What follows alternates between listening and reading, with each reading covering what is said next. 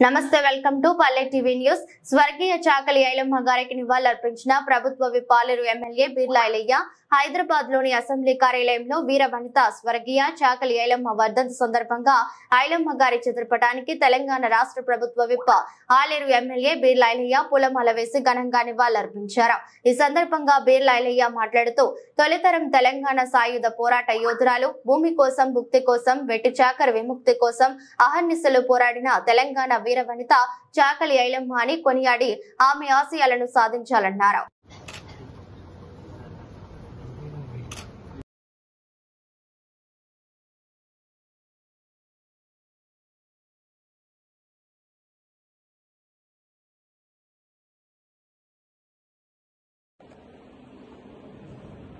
అందరూ నమస్కారం.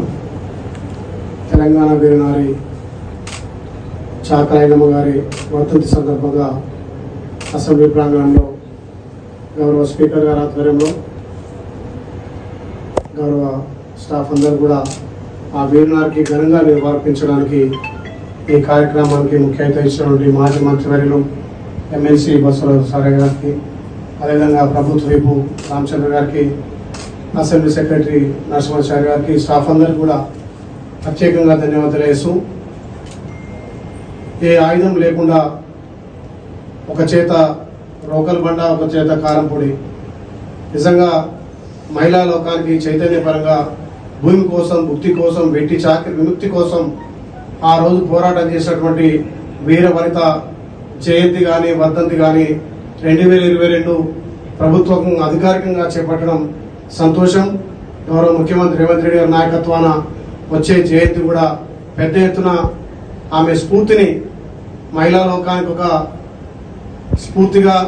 పోరాట పటిమనిచ్చినటువంటి చాకలి ఐలమ్మ మన అందరం ఆదర్శంగా తీసుకొని భావి తరాలకు ఆమె చరిత్ర కూడా ఇంకా ఫుటల్లో లిఖించడమే కాదు, ఆచరణ కూడా సాధ్యమయ్యే విధంగా చేయాలని ఆమె వర్ధంతి సందర్భంగా ఘనంగా ఆమె నివాళులర్పించడానికి వచ్చినటువంటి మీ అందరికీ ధన్యవాదాలు తెలియజేస్తూ, ఈ ప్రభుత్వం గత స్వతంత్ర సమరయోధులు కానీ తెలంగాణ పోరాట యోధులకు పెద్దపీట వేసి గౌరవ ముఖ్యమంత్రి నాయకత్వాన ఏదైతే పోరాట పట్టుకున్న వాళ్ళందరూ కూడా స్మరించుకొని వాళ్ళని ఆదర్శంగా ముందుకు తీసుకుపోతున్నందుకు గౌరవ ముఖ్యమంత్రికి, మంత్రివర్గానికి, సహచరులందరికీ కూడా ప్రత్యేకంగా ధన్యవాదాలు తెలియజేస్తూ